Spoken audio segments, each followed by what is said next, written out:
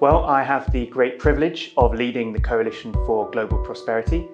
And before that, I worked for CAFOD, which is the Catholic Agency for Overseas Development. Before that, I spent a bit of time in the civil service and in the UK Parliament.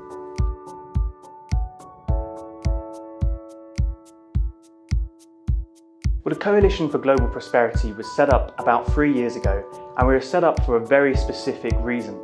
There are many voices in the international and foreign policy debate who are not as vocal on issues like aid.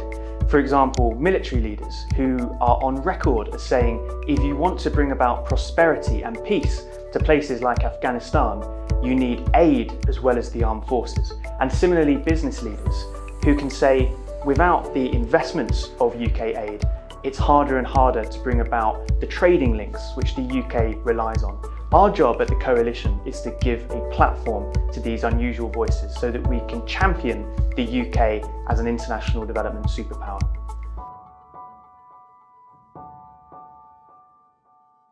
Well, Global Britain means to me a UK which is ambitious, outward-looking, and also compassionate.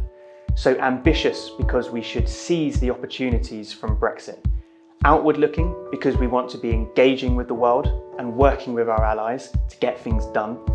And compassionate because this is what we're good at as a country. Britain has always led the way. We've always provided leadership in this area. If you think of the leading country that helped abolish the international slave trade, that stood alone against fascism in the early part of the 20th century, it was Britain, and we should be hugely proud of that. Aid is the modern way in which we demonstrate that compassion, demonstrate that outward-looking approach, and demonstrate and really live that ambition.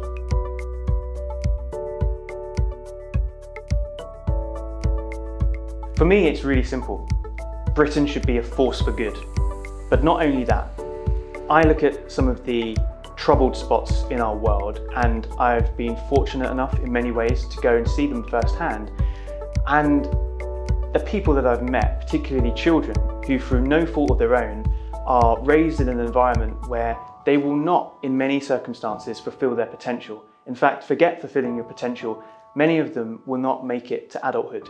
Now that could be us, it could be you or I, and it could be our family members. We have the means to do something about it. We have the means to transform some of those lives, to educate more girls, to ensure that every child growing up today has access to clean water. And when I say we have the means to do it, the UK is widely acknowledged to be a global international development superpower. We have the expertise and we have the will. That's why UK aid is important.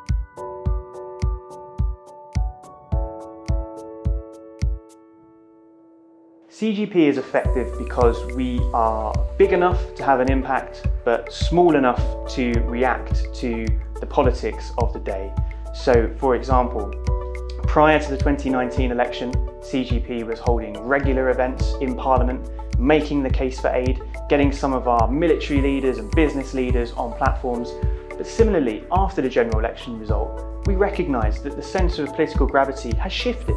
There is more of an emphasis on the red wall seats, and CGP is able to say we can produce polling in those areas, asking new Conservative voters what they think about aid.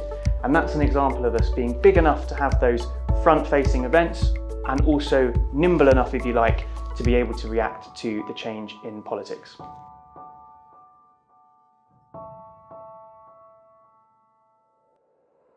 We are at a pivotal time for aid and development. The Department for International Development has been merged with the Foreign Office. We have a task before us to make sure that decision makers in Westminster are fully aware of how important development is, so that we can get development embedded into the new Foreign, Commonwealth and Development Office. But also we want to make the case for aid. Aid is funded by the taxpayer. The taxpayer works hard, they do not have an open or blank checkbook, and we need to constantly justify why aid is important to the decision makers who are elected by those taxpayers.